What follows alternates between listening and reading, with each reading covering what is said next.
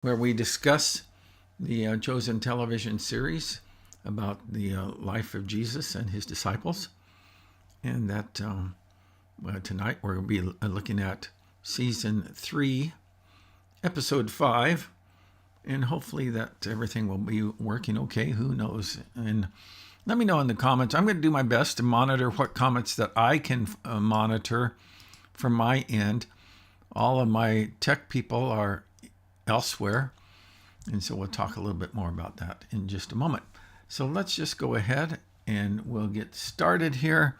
And let me just hit the right button to do that. So we'll be right back.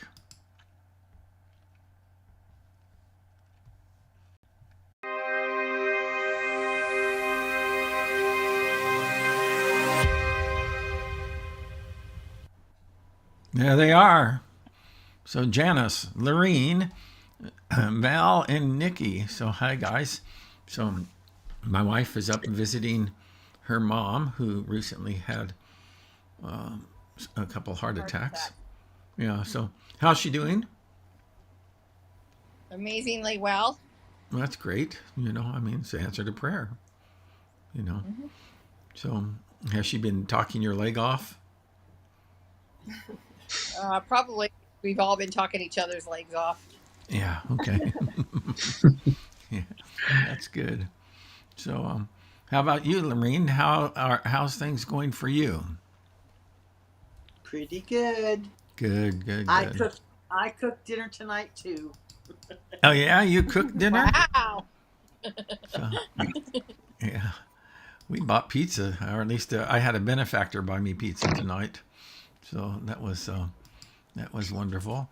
So I appreciate that. I appreciate uh, Don and Linda Koleski, Carolyn and Bill's daughter and son-in-law, buying me dinner. I gave them all of the instructions on how to get it from our favorite pizza place that gives us a 50% discount on Wednesdays.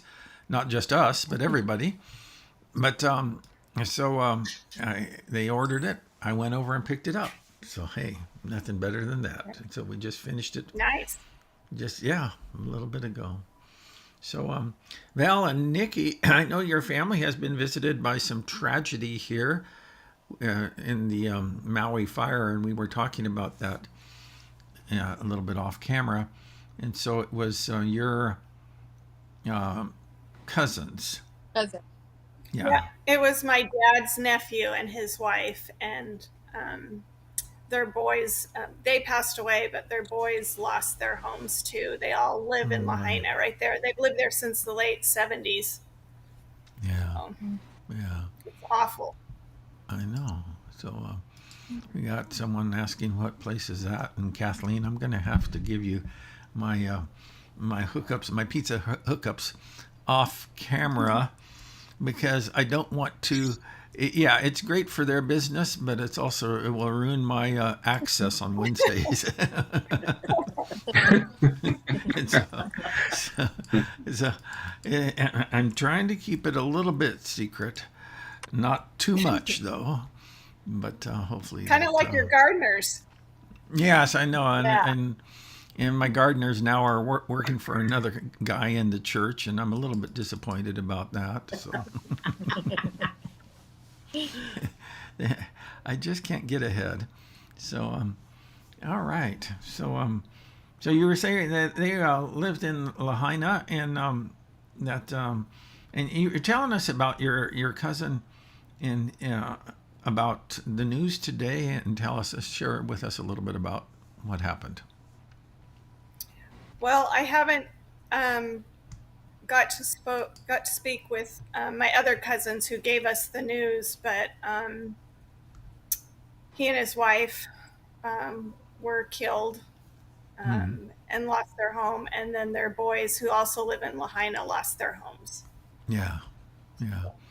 And so, but you were saying some stuff about the broadcast news, Oh, and today on the news, the first two people they reported, he was the first person they reported, so they were able to identify him. And they were saying that a lot of people are not able to be identified, and they'll have to use DNA, and they haven't announced my cousin's wife yet, Joey. Yeah. Yeah. So I'm not sure why, but they Yeah. have confirmed that, they lost her too. So Yeah. Okay. And we're going to put up that text a little bit later in the broadcast if anybody would like to contribute to the GoFundMe page. And that, so, this touches our own church family. Both Val and Nikki have lost their some loved ones there. They came out to your wedding, right? Many years ago. actually, no, we went to their wedding and they visited Okay. my parents. Yeah. Okay. I got confused, Yeah. So, all right. Well, let's go ahead and and with me, let's get past me trying to recall facts. Yeah, really. Yeah. Why do you shake your head like that, Janice? And just you're casting all sorts of kind of shade on me right now. so, all right. So, hey, let's take a moment, and we can talk a little bit about our overall impressions of this episode. Go ahead and share some of your thoughts, not necessarily about the particulars, just the bird's eye view of this particular episode. Anybody you'd like to comment? Go ahead, Lorene. I got one. It's a silly one. But Yeah. did anyone else think that the farmer that was in the olive grove, didn't he look like Dallas Jenkins? I Did didn't anyone look. notice that but me? I'll I have to tried to look. confirm it, but I couldn't find it anywhere. But I'm telling you, I think it's him.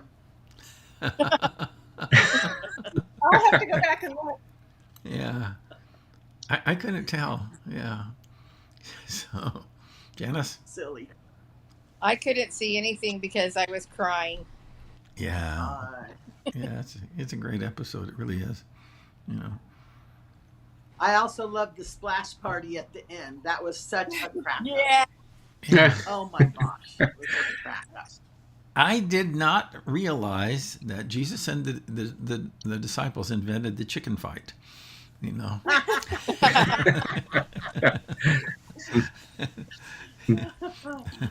But once again, Jesus' team lost. So. I thought Jesus would probably go out there and walk on the water.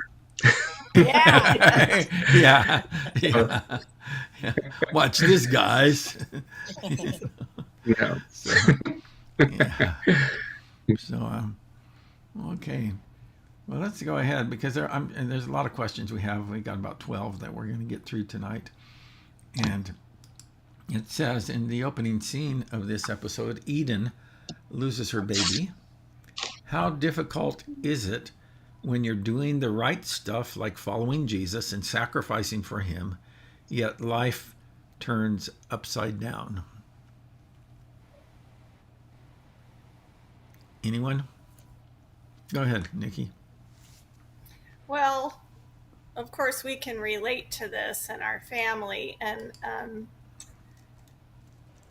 it's not hard following Jesus, but what's hard is it's like the world just keeps spinning and people don't understand, and nothing changes for anybody else, but your life kind of stops. So you try to, keep your faith, but it's hard because life just keeps going. Yeah, that's for I sure. totally agree with you, Nikki. Totally agree. Yeah. So hard. So hard. Yeah. I was watching a Jane Austen movie the other night. Yes, that's the type of guy I am. And that's, I think that I don't know, I think that you were at home when we watched that, Janice. I don't know for sure. But she talks about, there's one quote in the movie about the torrents, and Torrents, and how that when the torrents come into our lives, that we have a hard time remembering what life was like before that, Yeah. And now it's just, life is completely upside down, and you're just kind of like dealing with it. Kathleen says that it can be pretty tough while you're going through it, but after a while you realize you got through it because Yeah. of Jesus, and that's Yeah, certainly absolutely. true. You know, Yeah. yeah.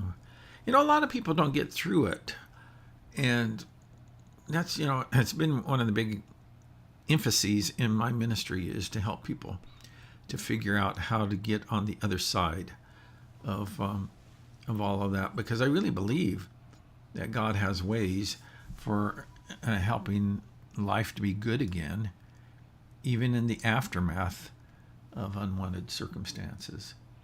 And so, Janice? I think that there's two different kinds of people, and there's some people who just try to stuff it down and deal with the hurt and all that, which I think they're kind of portraying as Eden is doing, Yeah, and yeah. I don't know how they can make it on their own, but then Mm-hmm. there's other people who can open up and share and maybe talk to someone who can comfort them and help them through. Yeah, yeah. So I see Elaine Anderson has joined the broadcast. So go ahead, Lorraine. It really can drive a person into isolation, because Yeah. it's hard to go somewhere where somebody else is there, everybody's laughing, and your heart is just breaking. Oh yeah. Yeah, And so really. you don't want to go anywhere. You'd rather just sit home, because I don't know, it's just so hard. It's so hard. And then there's that whole guilty feeling if you're laughing. Oh, I shouldn't be laughing. I'm in mourning, So it's a mixed thing. Yeah. Yeah. It truly is. So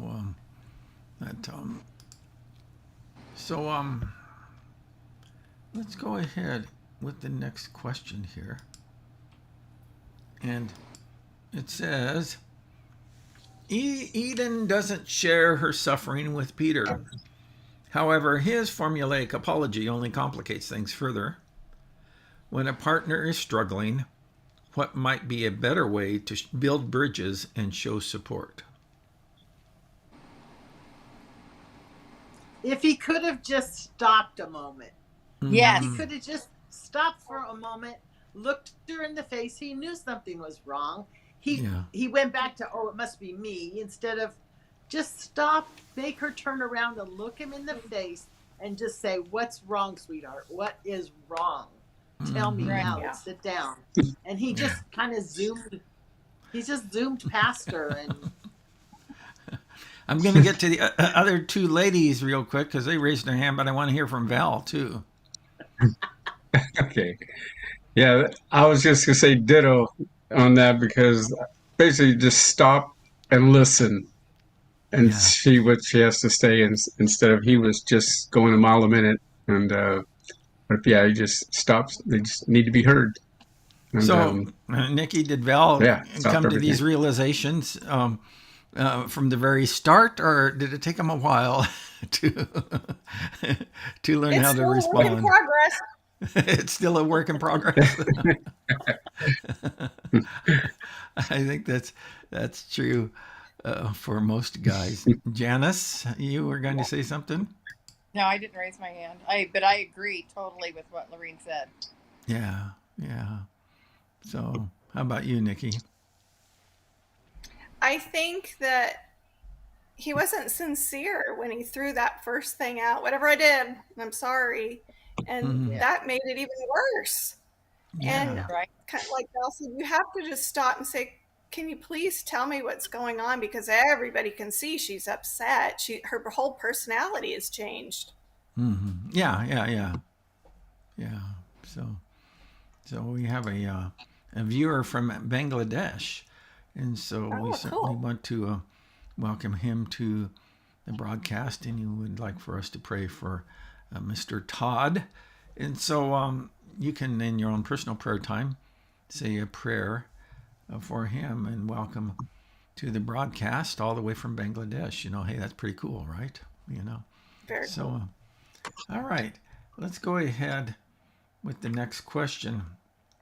And it says, Zebedee is convinced that his sons have fulfilled their true calling by following Jesus.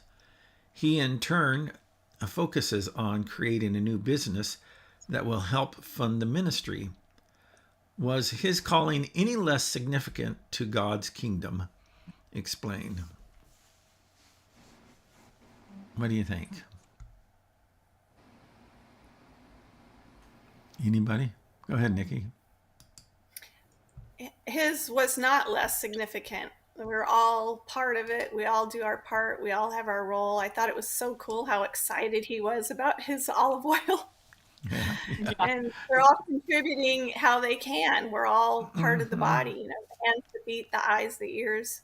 Yeah. Yeah. Yeah, it wasn't any less significant, Janice. I just was so touched by when he was telling them right, about, that he had spent his whole life waiting for the Messiah, and that he's so proud of them because the Messiah chose his sons. I thought that was really cool. Yeah, it's a great moment in the broadcast. So, Lorraine. Well, I think because we know the story, we don't get that sense of longing for the Messiah. We know who Messiah is. We know what he's done for us. But, this series has really helped me realize how much they longed for the Savior, for the one who would save them. And they really are bringing it up a lot, that longing that we miss. I mean, we long for heaven, yes, but we have our Messiah, I don't know. They really showed that longing of waiting and waiting and waiting and waiting. Yeah, what a proud moment it was for him, that knowing that his kids are a part of that. And and I was thinking, even I kind of took it in another direction a little, because I watched it again tonight. I mean, I want to at least stay current on this, and I'm doing another one of these groups, and then we watched it personally, and so I probably like my 6th time through this series, but I also thought, we don't necessarily think about the extended family of the apostles. Now, perhaps Zebedee was already dead, but after all of this kind of started to, for lack of a better term, go bad for Jesus and his team. We don't know. But on the other hand, the extended family also, they were participants, even like in the drama of our kids' lives, were participants in that drama, but we're one step removed from it. And so he had an opportunity to witness this. And I can imagine for the apostles and their extended families, some of the questions that they might have had, some of the pressures that they might have brought to the situation. We just don't know all of the backstory, and we really won't until we get to heaven. And then we'll have all eternity to not only talk about the past, but also experience the future. So, all right. He says Jesus is teaching his apostles there, and he talks about new wine. And so new wine needs new wineskins. How does this apply to the ministry and teachings of Jesus? What's the point he was driving at?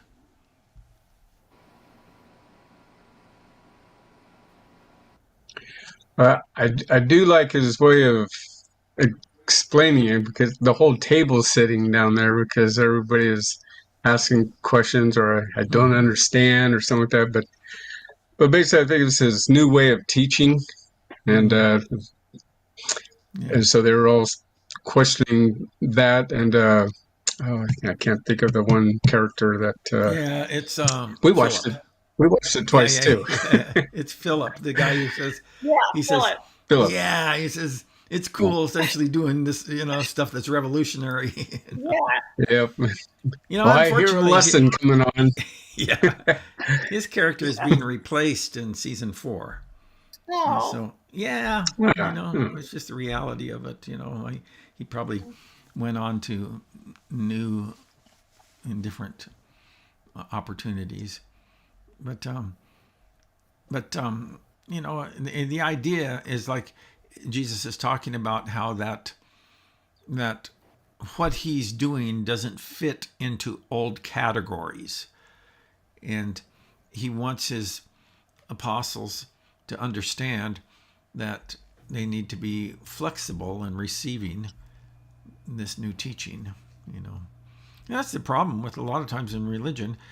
Obviously we don't want to abandon truth for what's novel, but we don't want to necessarily close our eyes to how God is working in our lives and in our times. And so obviously biblical truth remains the same, but seeing new ways that God is working can be a little bit of a challenge for people even in our times. And one of the things that I know from just doing ministry as long as I have is that methodologies, it's hard for sometimes to kind of like, we have our expectations. Pastors like to say that the 7 last words of the church are, "It's never been done that way before," So, yeah. So, okay. What was remarkable about Jairus's faith? Remember, he's the dad with the sick daughter. What's remarkable about his faith? Go ahead, Nikki. Go ahead, No. Nikki. Go. Go ahead, Lorraine. No, you guys. All right, somebody has to go first. I'm going to call on Nikki and then Lorene. Well, he had faith in Jesus without seeing any miracles, or he just believed. And he said, "I know you." It was so genuine and so, it was so good. His face, just looking at him, he just had all this faith, and he had never seen anything, miracles or anything. Kathleen says it remains strong. Lorene, what were you going to say? Yeah, it was very similar to Nikki. It's like he didn't need any proof. He had what he had. He didn't have to have all of his questions answered. He just, and I know there's schools on all that part. But I'm one who I never questioned whether God existed ever. But I did question whether he really cared about me on a personal level. I mean, that's when my faith had to be questioned. But I just liked his faith was very simple, and he just knew, and I love that. How did you resolve that issue or that question about does God care for me on a personal level? It happened my first group of Celebrate Recovery, and I was in this group with 9 women, and they really showed me how God loved me by loving me back. Like they didn't go, "Oh my gosh, she's sharing that stuff. She shouldn't be sharing that. She's on staff, and they just held my stuff safe in their hands, and I just didn't feel like I was judged or shamed or made more guilty. So really, and I was an older Christian by then. And that group of women, I'm telling you, they were God's hands to me. And I started, that's where it really, really, really started. And I would have said all along, of course God loves me. I know I'm going to heaven. I would have said that without any trace of a doubt. But to say that God cares about every hair on my head, I don't think so. He's too busy. There's other people that are more important. Yeah. Anyone else wants to weigh in on that particular question? We got more to get to. Okay. Number 6. Sometimes both faith and desperation play a factor in driving people to Jesus. How do you see the interplay between these two factors in the case of Veronica and Jairus? How about you? Was there an interplay of faith and desperation in your coming to Christ?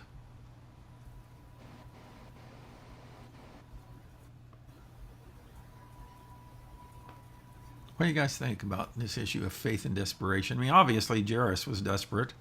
So was Veronica. You know, that, and of course we don't know her name. I mean, the Bible never references her by name. Nikki.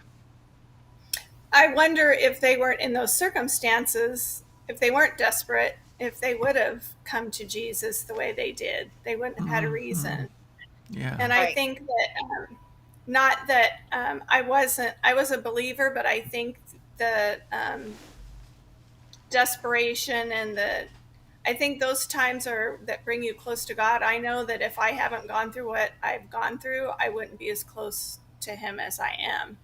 Yeah. So, Yeah.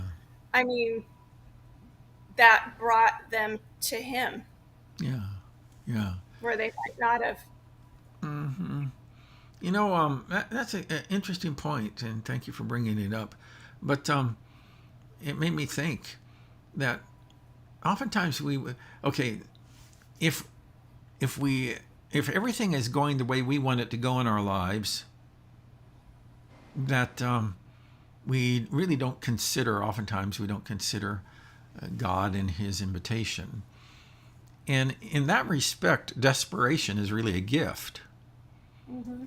You know, it's a gift where God, in those circumstances, God can get our attention and draw us to Himself through those circumstances. So, how about for you guys? How big of a role did desperation? Nikki shared a little bit about that. How about the rest of you in coming to Christ? Janice.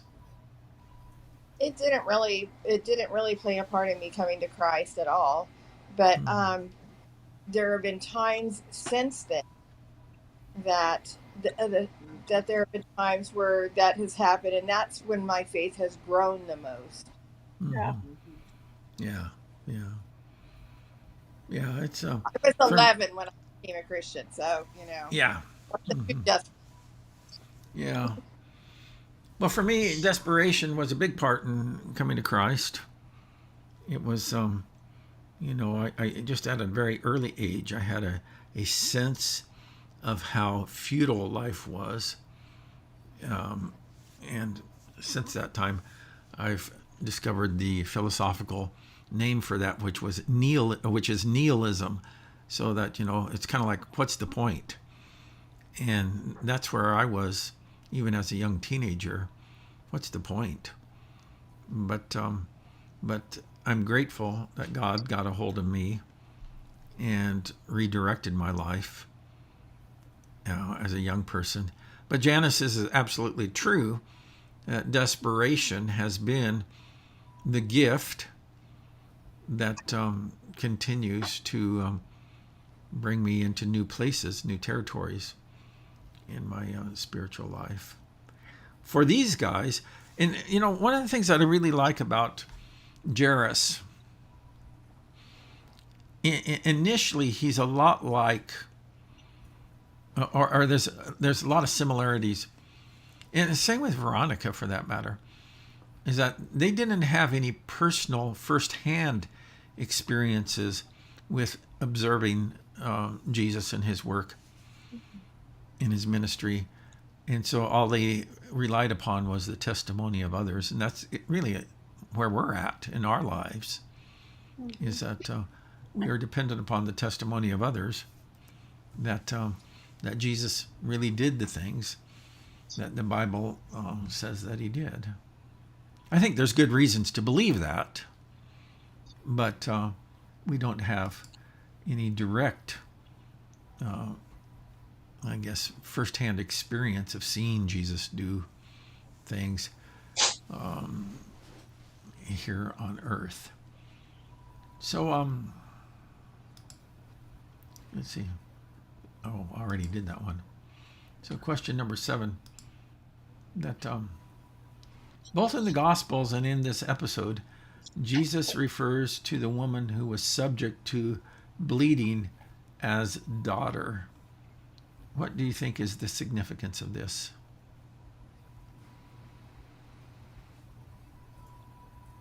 Go ahead, Lorene. Well, she'd been an outcast for at least 12 years, and she didn't belong anywhere. Like, she could, at least the lepers had a leper colony. At least there was really. social. There was that didn't come from me. Somebody else said that, but at least there was a community there, where she had no community at all, nothing. And I think when Jesus called her daughter, it was like she belonged somewhere again. She, I don't know, she had lived such a life of isolation. And I just think him calling her daughter instead of woman just made her belong somewhere again. Yeah, it's a wonderful moment. And it's revealed in the scriptures that that's what he said to her. Janice? Well, and they said that her parents had disowned her or whatever, So there was no one calling her daughter. Yeah. So, Nikki. Well, when you say that, it infers that you're related and that you're family and you belong. You're not just some stranger. Yeah. If you're a daughter, then that means there's a father. Yeah, that's true. Yeah, it's just a and wonderful for her moment. to feel, and for her to feel that being called daughter, that must have been something for her to so emotional for her. Yeah, this is one of those episodes that kind of grabs you by the heart and doesn't let go, So, but okay. When Jesus tells the woman to go in peace, how might that be much more than a mere polite farewell? Janice? For her to finally have peace was just amazing for her. She had no peace in her life. Yeah, for 12 years, maybe longer. Who knows her story beyond that. But he certainly did, as Elaine says, he redirected her path to go in peace. And it's a wonderful place to be at, where you have peace. And just far too many people don't have that frame of reference. And a lot of people who have what we think living an advantaged life, where they're healthy and they have money and they have fame, is that some of them are extremely desperate people. And, she finally finds that peace. Lorene? Well, my favorite part was when he said, "You blessed me." When Jesus said, "You blessed me," and I just, that took me aback a little bit, because I thought, wait a minute, but it was her faith, it's her faith that blessed. I don't know. That was just so touching when he said that to her. I thought, it's so beautiful. Yeah. It's an interesting story. That one has always been one of my favorites in the Gospels. Of course, there's so many of them, but that one has always been one of my favorites in the Gospels. And that, and you see how this whole, there's this dual track, and I thought that they did a very good job of kind of establishing her need and her desperation, and Jairus's need and his desperation, and how that all comes to play out in that particular story. Go ahead, Janice. I really liked in the video where the woman, I guess Veronica, whatever her name is, she was talking to Jesus, or when he says, "Who touched my garment?" He's going through the whole thing, and they showed Jairus's face. I don't know if you remember that part, but he just has this look of wonder. Yes. Yes. Yeah. Not me, man. If I was Jairus in that situation, I would feel like, okay, it's a big crowd here, a lot of people pressing in on you, and my daughter's dying. Now, this lady's problem is a big problem. I understand that, but she's had her healing, so let's move on. And, my anxiety level would be about a 10 at that time, Janice. But I think he really had faith that that if she stopped, that he was still his daughter. And then when he said she's dead, you could see it wavering. But Jesus reassures him, and he's like, Jesus has this. Yeah. That was a big moment. It is a big moment. Yeah, it's huge. So how might Jairus' faith been tested when he received word that his daughter had died? How hard would it be to accept Jesus' words when he said, "Don't be afraid, just believe"?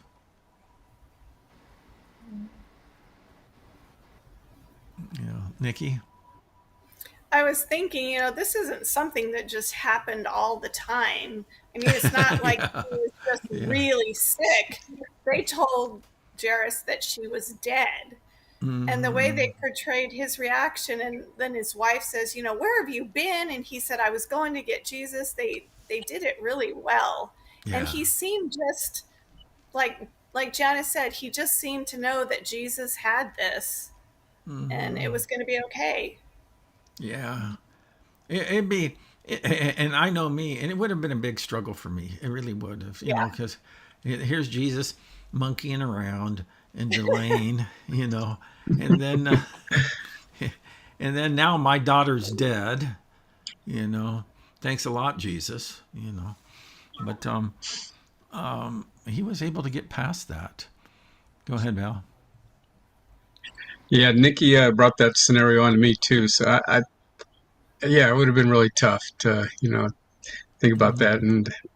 But like I said, we saw Jairus' face, and he just had so much faith that he knew everything. But I'd still be. That's why I said that was a good moment in the show. There, that was really good. Yeah. So we tried to role play it. Like, what would you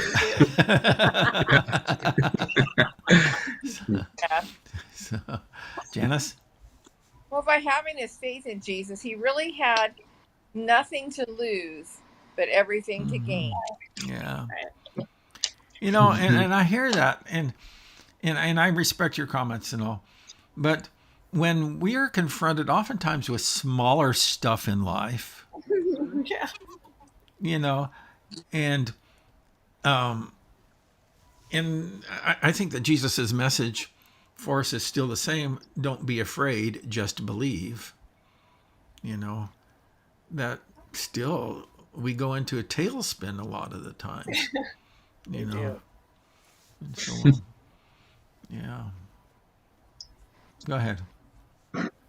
Maybe the difference between me and Jared is that he went looking for Jesus to be the solution. And sometimes when I need Jesus, I don't go to him. Yeah, that's for sure. So good point. Good point, Janice. Very good point. So why do you think that Jesus gave them the instructions to not tell anyone about what happened? Well, I think he answered that question when he said, it will be hard for me, but it will be harder for you to have that kind of attention. Yeah. So I think, again, he was thinking of them more than himself, because he was going to handle everything anyway. He's going to do it. But for them to just save them from a little bit of chaos, it'd be like the paparazzi nowadays. You know, it's like, who wants them on your doorstep the whole time you're going through a tragedy, you know? So really. I could see how Jesus was just protecting them. You know, that made sense to me. Go ahead, Mel. And who is Jairus gonna tell? I mean, if he was to tell all the Pharisees and stuff like that, said that'd be something. Yeah, Jesus's ministry would have become like a sideshow, with you know, and his job wasn't to heal people. The healings did serve a purpose, but if his job was to come and heal everybody from all of their sicknesses, he was a miserable failure, because there was more people who were sick and, you know, had problems after Jesus came, you know.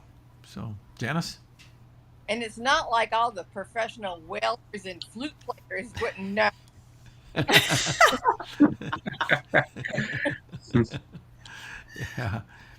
You know, I mean, it's a different cultural thing. That I remember the times I've been to Cambodia and all, that there's you know, different cultures deal with death in different ways, and you know, in there, and I assume they still do it. You'll be driving down the road, and there will be kind of like a little scaffolding that's built out in front of somebody's house where they're burning a body, you know, and that and for funerals everybody dresses up in white, you know, instead of black. So but okay. I told Janice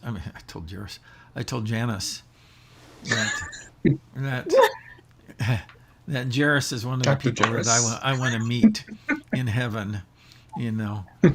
That I love his story. You know, there's moments in everyone's story, and the moment for Jairus, and we never know what's really going on in the interior life of anyone, for that matter. But there's a moment where Jairus comes home and he sees the flute players, and, you know, hey, this just got real. And then he hears this guy, Jesus, saying, "Don't be afraid, just believe." And now there's inside of him a decision he has to make. Am I going to go with the clear evidence of what meets my eye, or am I going to trust this guy's words? You know. Yeah. And then there's another. You know, this whole scenario, and I'm not talking about how Dallas Jenkins portrays it. I'm talking about in reality. There's just one moment after another, because there's also that moment, and I just thought it was just so well done. There's that moment when it's you're walking in the room, and there's your wife, and here's these strangers. I've been in those rooms with people, you know, where their loved one has died, and you know, and I'm always, and I may be invited by the family or whatever, but still I'm kind of like the odd man out type of deal. But so here's your wife who is crushed by grief in that moment, and you're just telling her, yeah, trust me on this one. Yeah. You know, those are, and then there's one other one. There's that one other one that I thought when I was watching it tonight again, when Jesus pulls back the shroud that is covering, I think her name is Nilly. And Neely. yeah, Neely. And so he pulls back the shroud. And those types of things, those are like very sacred spaces that you don't intrude on with family. But for them to allow him that type of access, yeah, that's incredible. It really is, So, all right, I lost track of my questions. I think that maybe did we do this one? Yeah, we did that one. All right, and let's see when we did that one. 11. Okay. Jera says that there are no other words but thank you. How is this true for anyone who has a true encounter with Jesus?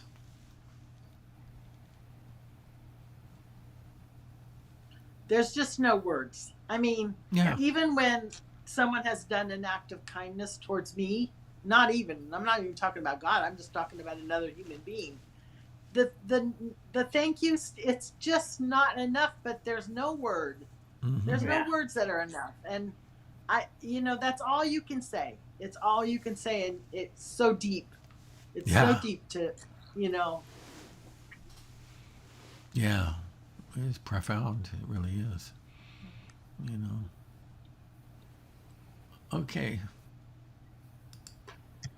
Finally, at the end of this episode, what might have been going through Eden's mind? So we have the big swim party, and everybody's out there laughing, and of course, the woman, Veronica, is completely relieved. Her life is new. The other women in the group, that Mary Magdalene and Tamar, and I can't recall who else, if anyone else was there, that they are just kind of they're spectators to this phenomenon that's going on, but they pull back the camera just a little bit further, and there's Eden. What might have been going through her mind? I think maybe she was having a little James moment, when little James stood before Jesus and said, why aren't I healed? And you could just see she did an excellent job of portraying that on her face, that her world has just fallen apart and everybody's happy except for her, and no one's even paying attention to her. Yeah. And it's heartbreaking. It's heartbreaking. Mm-hmm. Val, you had something? Yeah, probably through the whole show too. That's how she was, and I'm sure she's asking, where was Jesus when all this was going on with all the stuff she's seen, and everybody being healed, or but she went through all that just by herself. Mm-hmm. So she's probably asking, where was he? Nikki? I was thinking she might be thinking, how does he decide who gets healed and who doesn't? Because her mom got healed, and she's seeing healed. So I was wondering if she was thinking, who gets it, who doesn't? Yeah, Lorene. That whole thing with Peter and Eden it's really making me really kind of think about why Jesus didn't fix them. And then I was thinking, Peter was going to be, I don't think he was called the Rock. I think the Rock was the church. But, everyone thinks Peter's the Rock, But I think those things had to transpire for Peter to become the leader he was. And it's, no one wants to think about, well, God's going to allow bad stuff to happen just to make you a better leader. But yes, I think that's what it's supposed to be. We're supposed to go through hard stuff so that we learn how to be compassionate towards others, and how to, and so I'm in. I don't like that they haven't resolved that between the two of them yet. But part of me says it's not just about Eden. It's really about I think it was an act of love on Jesus's part to let it be worked out the way they're going to work it out. Yeah. And I know for myself, I don't even think of those hard things as being an act of love. No. You, Yeah. you know, they don't seem that way. They don't feel that way. They don't look that way. But Mm-hmm. I know my troubles. I am who I am because of those troubles, and I don't wish my troubles on anybody else ever. I Yeah. wouldn't want anyone to go through what I've been through. But for my own self, I'm glad I've gone through them. Mm-hmm. It's Yeah. really helped me. You know, it's really Yeah. helped me. Yeah. Janice? My heart just went out to her a lot. I've never lost a child, but I can sympathize with her, you know. And but I have gone through things that have been really hard for me. And I have had even times when I've had really hard things and I've given you the hints or whatever and you don't notice, or when I just wish my girlfriends would see that I'm having this and that they would just all come around me. But I have learned in my old age that if I really want people, if I really want help, I have to step outside of myself and I have to bring it to somebody, Mm-hmm. you know. And I think that's one thing I really liked about Celebrate Recovery is that you could share what was on your heart and your mind, even if it was other people maybe didn't understand completely or what, but they would still love you through it. And I looked at that tonight on the video where all those women are standing there and they're welcoming this new woman in. But if they had, you know, so that's kind of taking all their focus. But if she Mm-hmm. had just taken one of them aside and said, "Can I talk to you? I Mm-hmm. have this horrible thing that has happened to me. I don't know how I'm going to cope with it. I need help." They would Yeah. have just put their arms around her and loved on her and helped her through it. But, you know, so far she's so hurt. I don't think she sees that she has to say something. Yeah. She's just trying to muscle through it. And it's, it's not working. But it never does for us when we just try to muscle through our pain, that we need. And that doesn't, and it doesn't take it doesn't reverse the circumstance, but it does, help promote the healing, you Yeah. know. Yeah. But, you know, she's feeling so abandoned. She didn't have to feel abandoned. She could feel loved through the whole thing. And maybe Yeah. that's part of why she does what she does, you know. And obviously, this is just completely artistic license that they're doing in the show. but it's one thing to have the tragedy, but it would be quite a different thing to be abandoned in the tragedy. Yeah. And maybe she just is at in the space where she just does not want to run that risk. That now here's just one more thing that's breaking my heart. But I have to say No, one of more thing. course. Because, you know, if you're thinking about, you know, not just her, but us, you know, like Mm-hmm.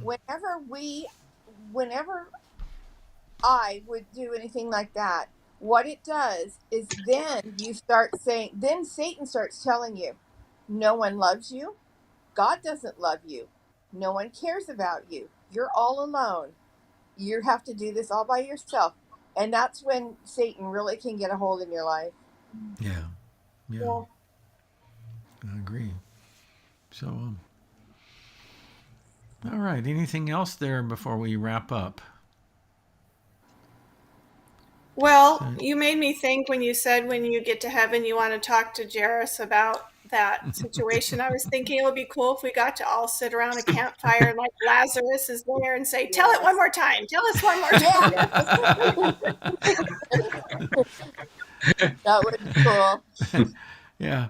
I didn't text this to Janice because I had a lot of things going on, but I was thinking, yeah, we're going to have to go over and just knock on Jairus's door and have a dinner date Yeah. with him and his wife. You know, Yeah. His daughter. yeah, you know. We don't know, and we don't know the rest of their stories. You know how they all played out, but Yeah. it'd be interesting. You know, and speaking of reaching out in tragedy and all, is that I do want to post that GoFundMe page information. Let me see if I can get that to work here. And so there is the information. I'm going to move this over here a little bit more. Oh, maybe one more time. And so, Thank you, Carrie. yeah. Everybody Thank you. can Thank you, give. Gary. Yeah. So this is the Dykeman family. And you just go to GoFundMe. At hold on just for a second, Janice, I'll get to you. And GoFundMe /7B83EE20. And I'm also going to post that. I'm trying to think where I can post that. I will post that.